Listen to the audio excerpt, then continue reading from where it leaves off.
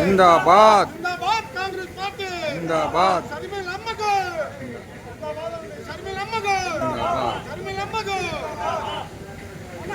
सुधाकर गाరికి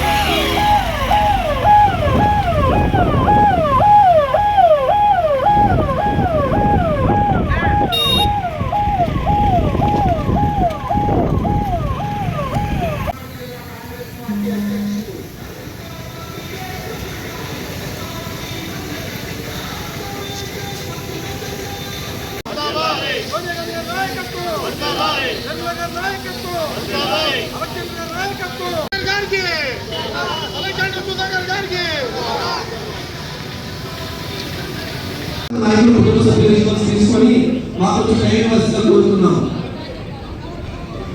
దయచేసి మీడియాతో గమనించాలండి. సంబంధించిన ఎవరైనా కార్యకర్తలు నాయకులు మాట్లాడదలుచుకుంటే మాట్లాడవచ్చు. దయచేసి మీ లోకల్ ప్రజా సమస్యలు కానీ రాష్ట్ర సమస్యలు కానీ మన పథకాలు కానీ అలాంటి ఏం మాట్లాడొద్దండి. ఇది ఇంటర్నల్ మీటింగ్ కాబట్టి కార్యకర్తలు మన పార్టీ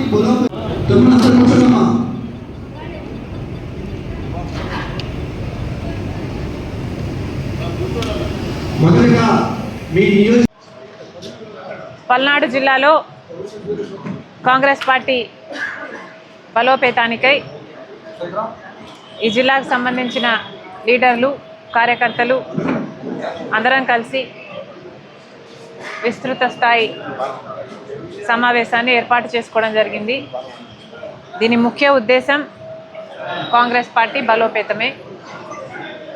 ముందు కార్యాచరణ ఎలా ఉండబోవాలి, ఏ ఇష్యూస్ టేకప్ చేయాలి, నాయకుల జిల్లాకు సంబంధించిన కార్యకర్తల అభిప్రాయాలను సూచనలు తీసుకోవడానికి, వాళ్ళకున్న ఇబ్బందులను తెలుసుకోవడానికి ఇక్కడికి కాంగ్రెస్ పార్టీ అధ్యక్షురాలిగా నేనే రావటం జరిగింది.